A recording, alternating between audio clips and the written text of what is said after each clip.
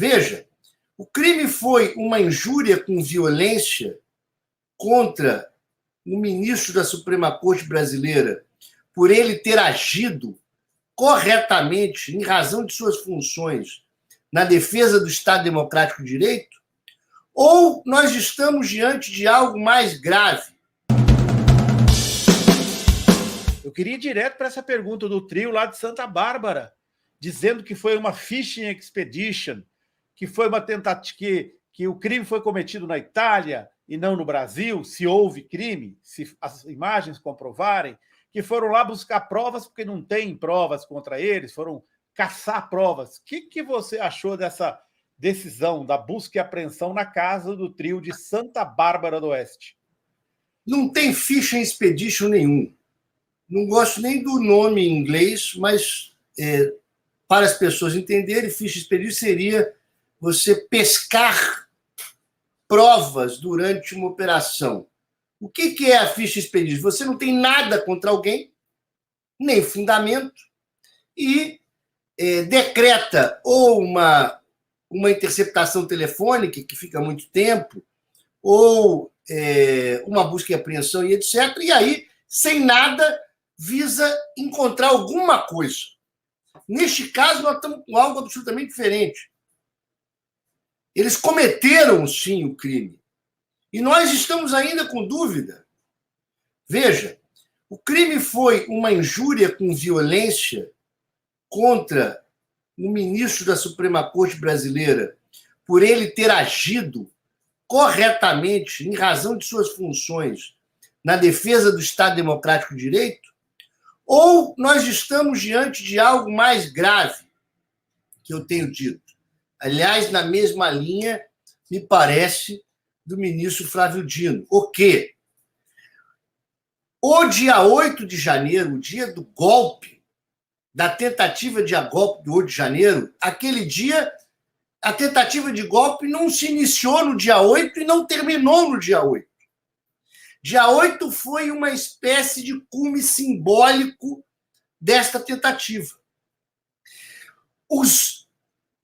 As preparações para o golpe, a atividade dessa organização criminosa golpista teve início muito antes do dia 8. Ela se fez na liberação de CACs para armar a população civil com fuzis e tentar criar uma guerra civil no Brasil. Ela se fez com incentivo direto do ex-presidente da República em ataques institucionais constantes à Suprema Corte, inclusive ao Alexandre de Moraes, numa tentativa de minar as instituições brasileiras. Ela se fez muito antes com uma estruturação de uma rede de fake news que visou destruir a legitimidade do sistema eleitoral brasileiro.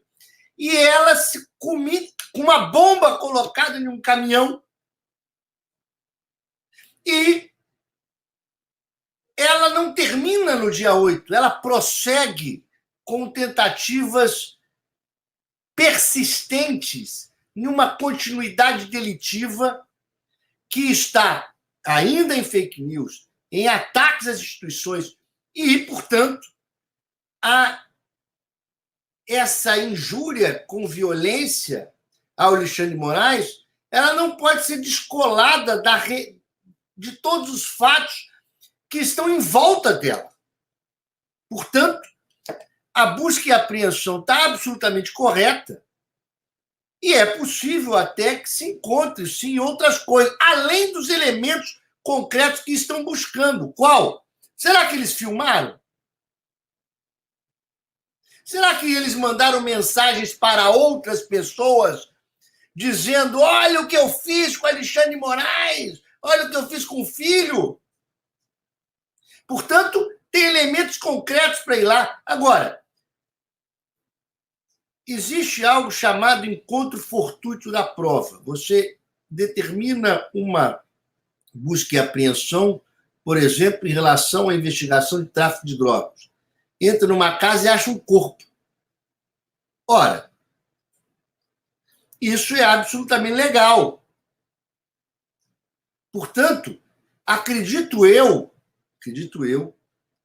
que vai se descobrir elementos que não é ficha expedition, na minha opinião, é esperado, de ligações mais profundas desses personagens com os atos golpistas. Será que eles sabiam que o Alexandre de Moraes estaria lá? Será que eles compraram uma passagem para isto? Ou foi ocasional? Portanto, a busca e apreensão é legal, correta e mais. Acho que eles deveriam ter uma prisão preventiva decretada, na minha opinião. Por quê? Não estamos falando só de injúria, nós estamos falando de participação dessas pessoas em atos golpistas. Além da questão do judiciário e do executivo, nisto, nós também precisamos aperfeiçoar nossa legislação para trazer para a lei que defende o Estado de Direito Democrático e tipifica os crimes contra o Estado de Direito Democrático, para que aquele crime, que é a violência política, que está restrita ao período eleitoral, seja aperfeiçoado e se estenda durante todo o Estado de Direito Democrático. Nós não podemos permitir esse tipo de violência política, seja contra Alexandre de Moraes, seja contra um advogado como eu. O Zanin, por exemplo, foi esculhambado no aeroporto. Eu fui o primeiro a fazer um protesto contra isso e assinar um pedido de desagravo. Então, esse tipo de perseguição constante, tenho dito, olha, nós conseguimos evoluir a nossa legislação para defender a mulher. Ainda não causou o efeito necessário, porque nós temos 60 mil estupros por ano. Mas melhoramos a nossa legislação. Nós conseguimos evoluir nossa legislação para defender o idoso. Nós conseguimos evoluir nossa legislação para aumentar a proteção aos negros contra o racismo. Está na hora de entendermos que é necessário proteger a liberdade de manifestação do pensamento e da opinião política contra este tipo de ação. Ô, Fernando, você falou que hoje estamos restritos ao período eleitoral, eu não entendi. Você pode explicar melhor? Vou explicar. Estou dizendo que... Deixa eu só acrescentar um pouquinho, um pedaço, porque eu também ia fazer uma pergunta exatamente sobre isso. E eu queria que você falasse um pouco mais sobre isso. Como melhorar a nossa legislação? Porque a gente vai estar caminhando para um processo de violência política que realmente extrapola o processo eleitoral. Vamos lá. Quando ocorreu aquela catástrofe que foi o assassinato daquele guarda municipal que fazia uma festa com o tema Lula, né? E a delegada disse, não é um crime político. Eu disse o seguinte, olha, o crime é político. O crime é político. Uma outra questão é se juridicamente nós podemos classificá-lo como político.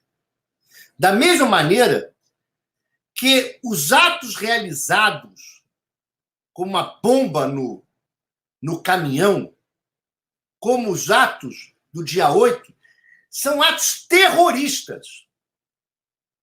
Mesmo que juridicamente nós não possamos classificá-los como terroristas. Semanticamente são terroristas.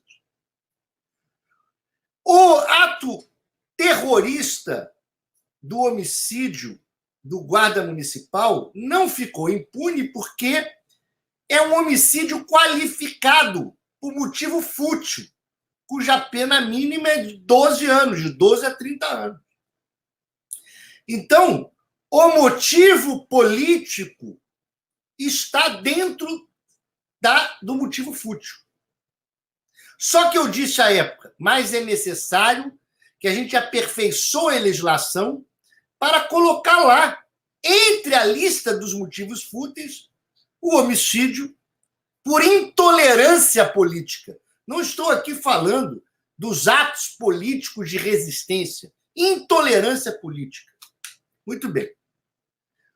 Este ato, se formos olhar isoladamente o ato do aeroporto, como se o golpe não existisse, como se a campanha de ódio não existisse, né? Colocando uma lupa exclusivamente nesse objeto, nós estaríamos diante de uma injúria qualificada pela agressão física e contra funcionário público, em razão de suas funções. Portanto, tem duas qualificativas. Só que a pena ainda é muito pequena, de 3 meses a 1 ano. Então é o seguinte, não que eu esteja aqui fazendo uma campanha punitivista, mas essa injúria não foi preparada para enfrentar este mal, que não é um mal individual. É uma questão coletiva delicada contra o Estado Democrático de Direito. Então, primeiro raciocínio, se ela não estiver isolada e fizer parte dos atos golpistas, ela sai de uma injúria com as duas qualificativas para ser parte do atentado à democracia, cuja pena é gravíssima. O que eu estou dizendo? A lei que regula, que protege o Estado de Direito Democrático, incluiu no Código Penal determinados crimes, inclusive tentativa de golpe, tem um tipo penal específico chamado violência política. Só que este tipo penal ele está restrito à campanha eleitoral.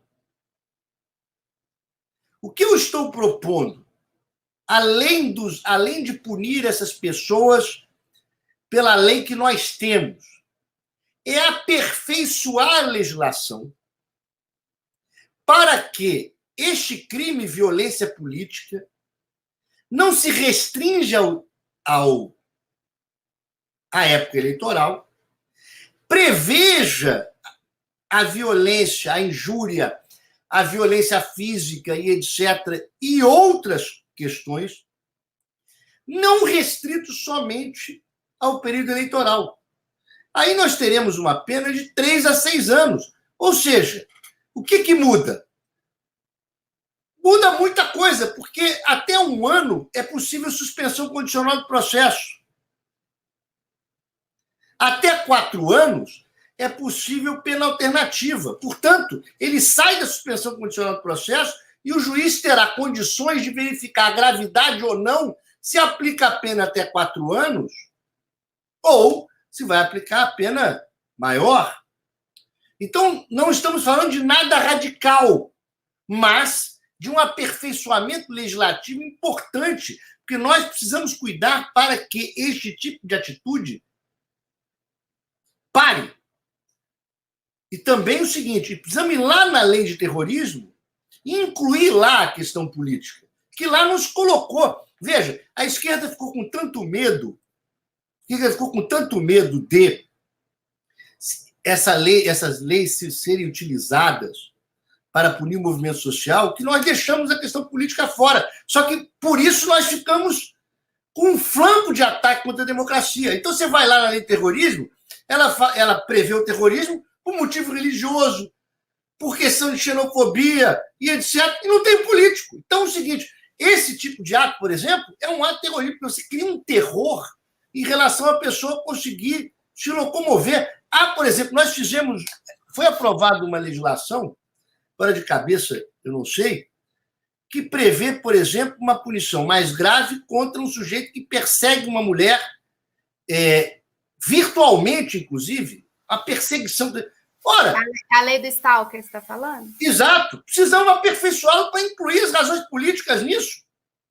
Ou seja, é necessário que esses instrumentos que foram aperfeiçoados para garantir a mulher, garantir o idoso, garantir o negro, que nós possamos utilizá-los na defesa do Estado de Direito Democrático e contra a intolerância política.